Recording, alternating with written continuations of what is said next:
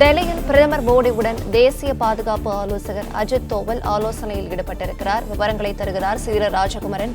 வணக்கம். இந்த ஆலோசனை தொடர்பான விவரங்கள் என்ன சொல்லலாம்? பிரதமர் மோடியுடன் தேசிய பாதுகாப்பு ஆலோசகர் அஜித் தோவல் தற்பொழுது ஒரு முக்கியமான ஆலோசனையில் ஈடுபட்டிருக்கின்றார். நாளைய தினம் இந்தியா முழுவதும் இருக்கக்கூடிய முக்கிய நகரங்கள், ராணுவத்திற்கு தேவையான தளவாடங்களை உற்பத்தி செய்யக்கூடிய நிலையங்கள் என்று பல முக்கிய இடங்களை தேர்வு செய்து அந்த இடங்களில் எல்லாம் போர்க்காலம் ஏற்பட்டால், போர் சூழ்நிலை ஏற்பட்டால் அந்த காலகட்டத்தை எவ்வாறு எதிர்கொள்ள வேண்டும் என்பதற்கான பாதுகாப்பு ஒத்திகை நடைபெற இருக்கின்றது.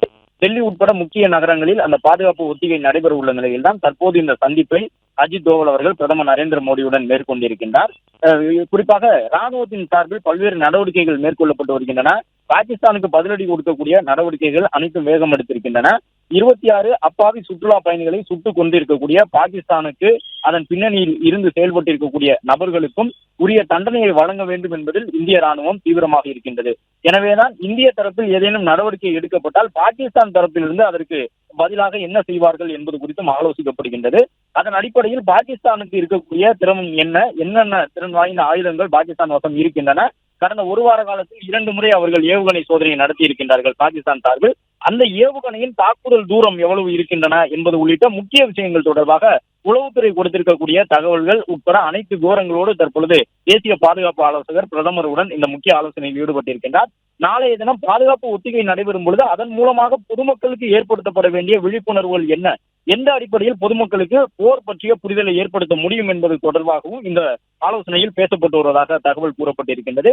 ஏனென்றால் எதிரி நாட்டு விமானங்கள் இந்திய வான் எல்லைக்குள் ஊடுருவி வந்தாலோ அல்லது பிற நாட்டு போர்க்கப்பல்கள் இந்திய எல்லையை நோக்கி நகர்ந்து வந்தாலோ உடனடியாக குறிப்பிட்ட கப்பல்களோ போர் விமானங்களோ எந்த இடத்தை நோக்கி வருகின்றன என்பதை கண்டறிந்து அந்த பகுதியில் இருக்கக்கூடிய நகரங்களை பாதுகாப்பது மிக முக்கியமான பணியாக இருக்கும். இரவு நேரம் என்றால் முழு அளவில் மின்சாரத்தை நிறுத்தி விடுவார்கள். போர் விமானம் போன்றவற்றிலிருந்து மின்சாரம் இருந்தால்தான், என்னதான் போர் விமானத்தில் ரேடார் போன்ற நவீன கருவிகள் இருந்தாலும் தரைப்பகுதி முழுவதுமாக இருட்டாக இருக்கும் பொழுது அவர்களால் விமானத்தில் இருந்து குண்டுகளை வீச முடியாது. அது மட்டுமல்லாமல் ரேடார் போன்றவற்றின் கண்காணிப்பில் இருந்து தப்புவதற்கான தொழில்நுட்பங்கள் இந்திய அரசிடமும் இருக்கின்றன. அதன்படி இந்திய தொழில்நுட்பங்களை பயன்படுத்தி முக்கியமான ராணுவ நிலையங்களையும் அணுமின் நிலையங்கள் உள்ளிட்டவற்றையும் பாதுகாப்பதற்கான நடவடிக்கையும் மேற்கொள்ளப்பட்டு வருகின்றன.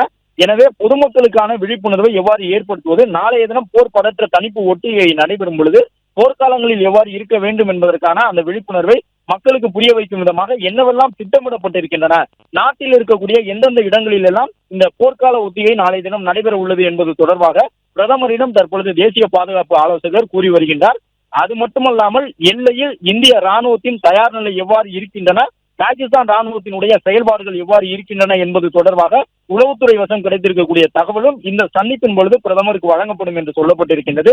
தொடர்ந்து 12 நாட்களாகவே இந்திய எல்லையை நோக்கி பாகிஸ்தான் ராணுவத்தினர் துப்பாக்கி சூடு நடத்திய வண்ணமாக இருக்கின்றார்கள். மேலும் பாகிஸ்தானினுடைய ராணுவ வீரர்கள் எல்லையில் குவிக்கப்பட்டிருக்கின்றார்கள். பாகிஸ்தான் நாடு தேவைப்பட்டால் அணு ஆயுதத்தை பயன்படுத்துவோம் என்று தொடர்ந்து சொல்லி வருகின்றது. இந்த நிலையில் இந்திய தரப்பில் மேற்கொள்ளப்பட்டிருக்கக்கூடிய நடவடிக்கைகள் என்ன, ஏனென்றால் அணு ஆயுதங்கள் உள்ளிட்டவற்றை கொண்டு பாகிஸ்தான் தாக்குதல் நடத்தினால் அதை இந்திய வான் எல்லைக்குள் வரவிடாமல் தடுத்து அழிப்பதற்கான தொழில்நுட்பங்களும் இந்தியா வசம் இருக்கின்றன. அதில் போன்ற எதிர்ப்பு ஏவுகணைகள் எவ்வாறு இருக்கின்றன என்பது உட்பட பல்வேறு ராணுவ முக்கியத்துவம் வாய்ந்த விஷயங்கள் தொடர்பாக இந்த கூட்டத்தில் ஆலோசிக்கப்படுகின்றது. இந்தியாவை பொறுத்தவரை நாளை இரவு வரை இந்த பாதுகாப்பு ஒத்திகைகள் பல்வேறு கட்டங்களாக நடைபெறும் என்று சொல்லியிருக்கின்றார்கள். நாளை காலை தொடங்கி இரவு வரை. எனவே இது ஒரு முக்கியமான நேரமாக பார்க்கப்படுகின்றது. இந்த நேரத்தில் ராணுவத்தினர் பல முக்கிய தகவல்களை பிரதமர் வசம் சொல்லி இருக்கின்றார்கள். மேலும் முப்படை தளபதிகளும் தங்களுடைய எல்லைக்கு உட்பட்ட பகுதிகளில் இருக்கக்கூடிய உயர் அதிகாரிகளுக்கு முழு சுதந்திரம் வழங்கி இருக்கின்றார்கள். தேவைப்பட்டால் அந்தந்த பகுதியின் சூழ்நிலையை பொறுத்து எந்த நடவடிக்கையையும் எடுத்துக் கொள்ளலாம் என்கின்ற சுதந்திரமான ஒரு அறிவிப்பு தரைப்படை, வான்படை, கடற்படை என்று முப்படைகளுக்கும் வழங்கப்பட்டிருக்கின்றன. எனவே தற்போது நடைபெறக்கூடிய இந்த சந்திப்பிலும் நாளைய தினம் மேற்கொள்ள உள்ள பாதுகாப்பு ஒத்திகை தொடர்பாகவும் அடுத்தடுத்த கட்டமாக ராணுவம் வைத்திருக்கக்கூடிய திட்டங்கள் குறித்தும் பிரதமருக்கு கூறப்பட்டு வருகின்றது. விவரங்களை வழங்கியமைக்கு நன்றி ராஜகுமரன். பிளே ஸ்டோர் மற்றும் ஆப் ஸ்டோரில் இருந்து பாலிமர் செயலியை QR கோடு மூலம் பதிவிறக்கம் செய்யுங்கள். செய்திகளை உடனுக்குடன் பெறுங்கள்.